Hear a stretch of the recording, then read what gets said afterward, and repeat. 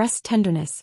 Imagine a woman called Anna who every month, like many of us, experiences breast tenderness as part of her PMS. She's already used to that slight discomfort that appears a few days before her period, when her breasts become a little more swollen and sore to the touch.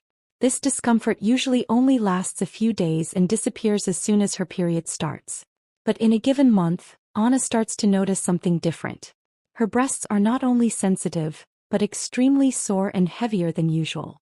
The discomfort seems more persistent, and instead of subsiding, it continues for longer than usual. She remembers a conversation with a friend who mentioned that this kind of intense sensitivity was one of the first signs of her pregnancy. Intrigued, Anna begins to think about the difference between the breast tenderness she normally experiences during PMS and what might be happening now. She realizes that while PMS pain tends to be cyclical and predictable, the tenderness caused by pregnancy can be more intense and last longer. What's more, she realizes that, unlike PMS symptoms which disappear with the onset of menstrual flow, breast pain caused by pregnancy doesn't disappear. In fact, it may even increase as the weeks go by.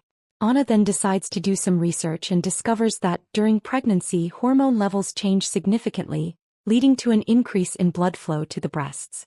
This can make the breasts not only sensitive, but also firmer, heavier, and veins can become more visible.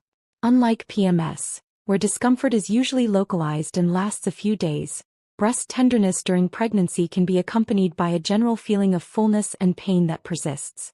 This story illustrates how breast tenderness can be a common symptom in both PMS and pregnancy, but with important differences. The intensity of the pain, the duration of the symptom, and its persistence after the expected onset of menstruation are all signs that can help distinguish one condition from the other. For Anna, this knowledge was essential in identifying that what she was feeling was different from usual, leading her to consider the possibility of pregnancy. Fatigue and tiredness. Let's imagine Maria, an active woman who loves to start her day with a morning run and is known for her contagious energy. However, like many women, Maria knows that when her PMS is approaching, she begins to feel a tiredness that is unusual for her.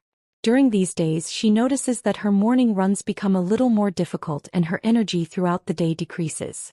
For Maria, the tiredness of PMS is something she has learned to manage, knowing that in a few days when her period comes, she will be back to her usual vigorous self. But one month, Maria begins to notice that something is different. The tiredness that normally appears during her PMS doesn't disappear with the start of her period. In fact, it intensifies, becoming almost paralyzing. She feels exhausted all the time, as if she had run a marathon without rest. Even after a full night's sleep, Maria wakes up feeling completely drained of energy, barely able to get out of bed. Curious and a little worried, Maria begins to reflect on this overwhelming fatigue. She remembers a friend who, when she found out she was pregnant, mentioned feeling extremely tired in the first few weeks. This tiredness was unlike anything she had experienced before, a deep exhaustion that made her want to sleep all the time regardless of how much she had rested. Maria decides to investigate the differences between PMS tiredness and the tiredness that can be an early symptom of pregnancy. She discovers that, during PMS, tiredness is usually caused by fluctuating hormones, such as a drop in progesterone levels, which can lead to a feeling of mild to moderate fatigue. This type of tiredness tends to be temporary, diminishing when menstruation begins and hormone levels stabilize. On the other hand, Maria learns that pregnancy-related tiredness is caused by a series of changes in the body that begin very early on, right after conception. The increase in progesterone levels, combined with the additional effort the body makes to support the new life in development, can cause profound exhaustion. In addition, increased blood production and metabolic changes contribute to this state of extreme fatigue. Not only is this fatigue more intense than PMS, but it is also persistent, often lasting several weeks or even months. For Maria, this new understanding was a turning point. When she realized that the fatigue she was feeling was different from the usual PMS fatigue, more intense, prolonged, and inescapable, she began to consider the possibility that she might be pregnant. She decided to take a pregnancy test and, to her surprise and joy, discovered that she was expecting a baby. While PMS fatigue tends to be fleeting and less intense, pregnancy fatigue is often overwhelming and persistent. Recognizing these differences can be fundamental for women to identify what is happening to their bodies and make informed decisions about their next steps. Before moving on to the next symptom, Take the opportunity to subscribe to the channel so you don't miss out on the next content. Mood swings. Mood swings are a common symptom that can occur both during PMS, premenstrual tension, and in the early stages of pregnancy. Although in both situations hormonal fluctuations are responsible for these emotional changes, there are important differences in the intensity and duration of these symptoms that can help differentiate them. During PMS, mood swings are often caused by the drop in estrogen and progesterone levels in the body that occurs at the end of the menstrual cycle. These hormonal imbalances can lead to peaks of irritability, emotional sensitivity, anxiety, and even mild depression. Women may feel more prone to overreacting to everyday situations, displaying emotionally unstable behavior. However, these symptoms are usually temporary, lasting only a few days before the onset of menstruation, and disappearing soon afterwards. On the other hand, mood swings in pregnancy are often more intense and can manifest themselves over a longer period of time. Soon after conception, a woman's body begins to produce high levels of hormones such as HCG, human chorionic gonadotrophin, estrogen, and progesterone. These significant hormonal changes affect the brain, intensifying emotions and causing greater sensitivity. Pregnant women can experience a mixture of euphoria, sadness, anxiety, and irritability, sometimes in a short space of time. In addition, these emotional symptoms can last throughout the first trimester and, in some cases, extend throughout the entire pregnancy. Another important difference to consider is that, in pregnancy, these mood swings can be accompanied by other physical and emotional symptoms, such as extreme tiredness, nausea, and changes in appetite. The combination of these factors can exacerbate emotional fluctuations, making mood swings more evident and sometimes more difficult to control. In contrast, during PMS, mood swings are often more predictable and follow a cyclical pattern. Many women know that their emotional symptoms tend to appear at the same stage of the cycle each month and prepare themselves to deal with them. In pregnancy, however, mood swings can be more unexpected and challenging, due to the intensity and emotional variability caused by hormones. Therefore, while mood swings can be a common symptom of both PMS and pregnancy, the intensity, duration, and combination with other symptoms can help identify the underlying cause. In PMS, these changes are generally milder, predictable, and short-lived, whereas in pregnancy they tend to be more intense and prolonged, reflecting the profound hormonal changes the body is experiencing. Abdominal cramps. Menstrual pain or signs of implantation. Abdominal cramps are a symptom that many women experience regularly, especially during premenstrual tension, PMS, and the start of menstruation. However, this same symptom can appear at the beginning of a pregnancy, manifesting as mild cramps associated with the process of implantation of the embryo in the uterus. To understand the difference between typical menstrual pains and implantation cramps, it is essential to consider several factors, including the intensity, duration, timing, and accompanying signs.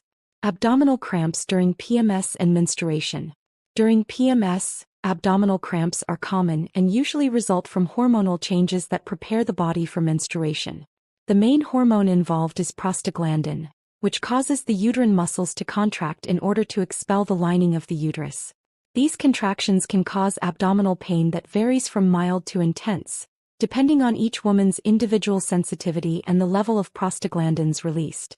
Typical menstrual cramps usually begin 1 or 2 days before menstruation starts and can last 2 to 3 days after the flow begins.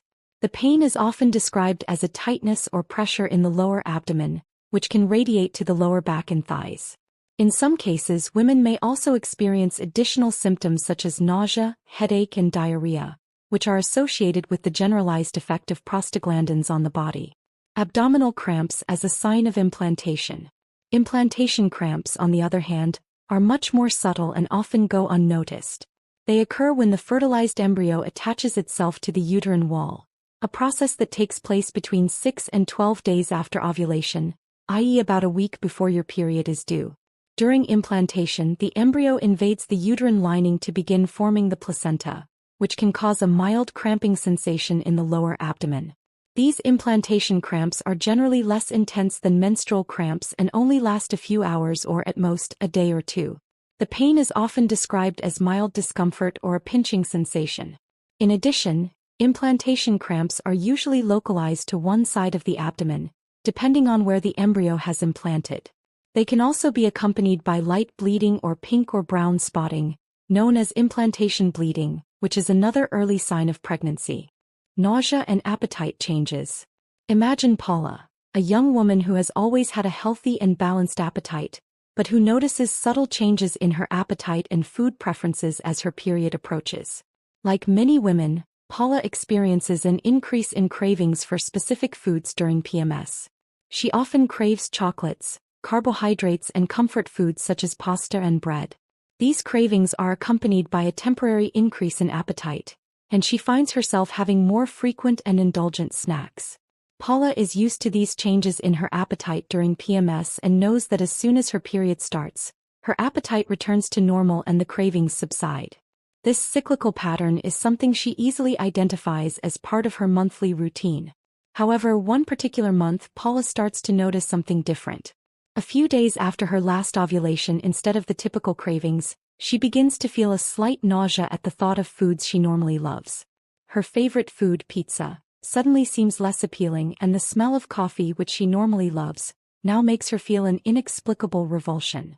Paula also notices that her appetite has decreased dramatically. Instead of wanting to eat more as she usually does during PMS, she feels sick at the sight of certain foods and prefers lighter, simpler meals. Intrigued and a little worried, Paula begins to wonder if these new sensations could be something other than PMS. She remembers her friend Anna, who, when she was pregnant, mentioned how the first signs of pregnancy included morning nausea and food aversions to previously favorite foods. Anna said that in the very first weeks of her pregnancy, she began to feel nauseous when she woke up, especially when she smelled strong smells such as coffee or perfumes. In addition, Anna developed unexplained aversions to certain foods and a sudden preference for foods she had never liked before. Paula reflects on these experiences and realizes that what she is feeling is unusual for her PMS. Changes in appetite during PMS usually involve intense cravings for specific foods, often sweet or salty, while increased appetite can be attributed to increased levels of progesterone, which causes the body to retain more water and can increase hunger. These food cravings are largely motivated by a search for comfort and additional energy at a time when the body is preparing for menstruation. On the other hand, the morning nausea and food aversions Paula is experiencing could be indicative of an early pregnancy. These symptoms, which appear shortly after conception, are caused by the rapid increase in pregnancy hormones, such as HCG, human chorionic gonadotrophin, which can affect the digestive system and appetite. Morning sickness, which can actually occur at any time of the day, is a classic symptom of the first trimester of pregnancy, and food aversions are the body's response to these hormonal changes. Paula begins to realize that these new symptoms are unlike anything she has experienced during PMS. The nausea and food cravings are more persistent and don't follow the cyclical pattern she's used to. Instead of specific cravings, she feels a generalized aversion to many foods and a decrease in overall appetite, something that is not common during her PMS. Connecting these dots, Paula decides to take a pregnancy test to remove the doubt. To her surprise, the test comes back positive. The nausea and changes in appetite she was experiencing were, in fact, the first signs that she was pregnant. This story illustrates that while PMS tends to increase appetite and food cravings, early pregnancy can bring unexpected food aversions and persistent nausea. Understanding these differences can be crucial to identifying the first signs of pregnancy and making the appropriate decisions regarding health and well-being. If you like this content, leave a like to encourage us to post more and more content about pregnancy.